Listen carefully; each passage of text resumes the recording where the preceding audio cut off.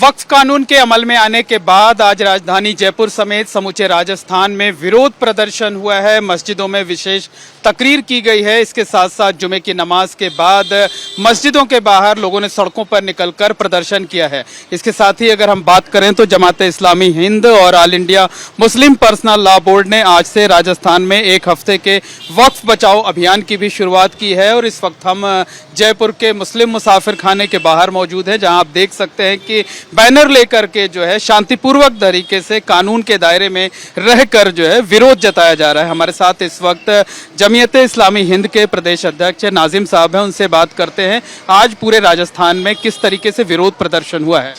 देखिए, पूरे राजस्थान में ही नहीं बल्कि पूरे देश में कल से all India Muslim personal law board की तरफ से जिस आंदोलन की शुरुआत की गई है 10 अप्रैल से लेकर के 7 जुलाई तक जो आंदोलन चलेगा, और केंद्र सरकार ने जो वक्फ के बारे में जो कानून बनाया है वो काला कानून है, वो कानून देश के संविधान के खिलाफ है। उसके विरोध में all India Muslim personal law board ने जो आह्वान किया है उसी का एक पार्ट है ये सप्ताह 11 से 18 जिसकी आज शुरुआत हुई है, जिसमें इस बात की शुरुआत की गई है जुमे में नमाज़ों से, और मस्जिदों के इमामों ने और जिम्मेदारों ने ये बात बताई है, लोगों को इस बात से आगाह किया है कि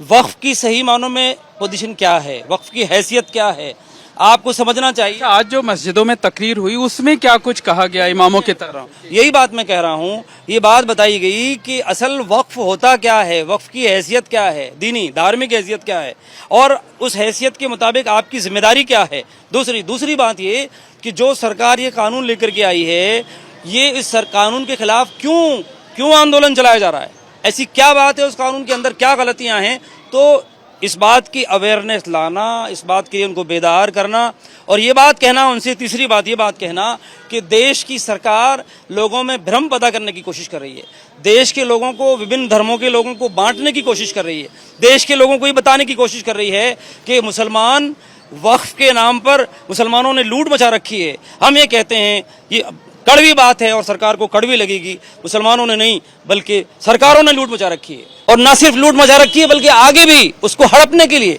वक्फ जायदादों पर अपने कब्जे बरकरार रखने के लिए और कब्जा करने के लिए सरकार ये कानून लेकर के आई है। तो हमने लोगों को बताया है कि लोगों से मिलिए, बताइए कि आपके खिलाफ नहीं है,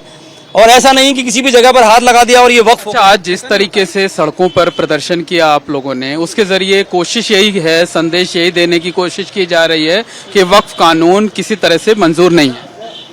है, हम इसको रिजेक्ट करते हैं और सरकार से कहते हैं कि जितने जल्दी आप इस कानून को वापस ले लेंगे, हम अपना आंदोलन वापस ले लेंगे। दूसरा सुझाव हम सरकार को देना चाहते हैं, अगर आप इंसाफ की बात कर रहे हैं और मुसलमानों को भला करना चाहते हैं तो मुसलमानों में एक से बढ़कर एक विद्वान मौजूद है,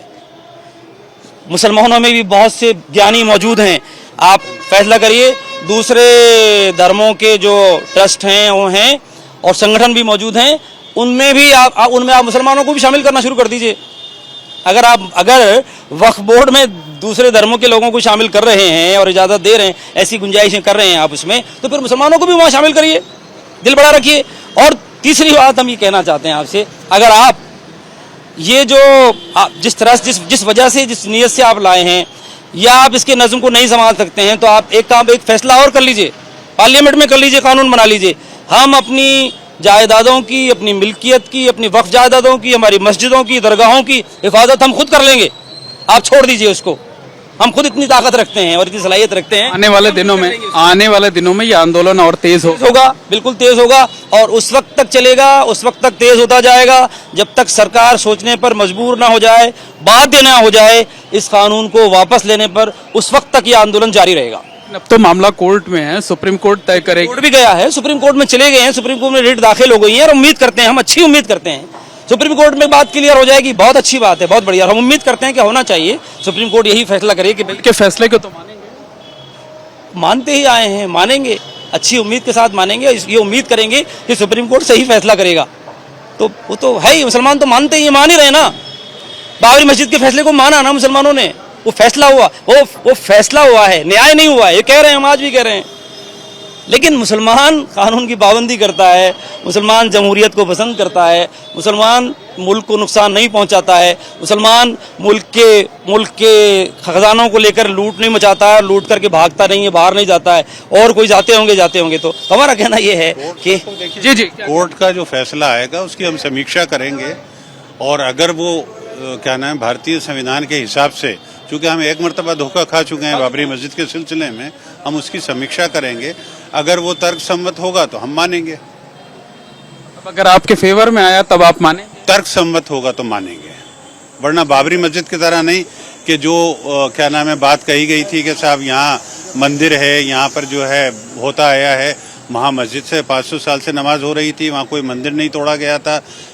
कोर्ट ने खुद ने माना कि साहब यहाँ न कोई मंदिर था, कोर्ट ने ये माना कि यहाँ नमाज होती थी, कोर्ट ने ये माना कि यहाँ ज़बरदस्ती मूर्तियाँ रख दी गई थी, कोर्ट ने ये माना कि मस्जिद को जो तोड़ा गया है वो गैर कानूनी था। ये सब गैर कानूनी काम होते हुए भी आस्था की बुनियाद के ऊपर सरकार ने फैसला दे दिया, लेकिन चूंकि हम कमिटमेंट कर चुके थे इसलिए हमने उस फैसले को मान लिया। अब हम आंखें बंद करके इन चीज़ों को नहीं मानेंगे। निश्चित तौर पर कहा जा सकता है कि आज जयपुर समेत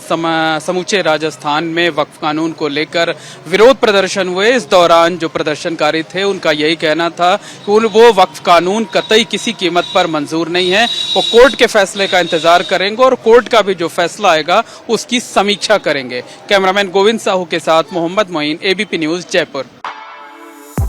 For exclusive and insightful videos, subscribe to our new channel ABP Live Premium. For exclusive and insightful videos, subscribe to our new channel ABP Live Premium.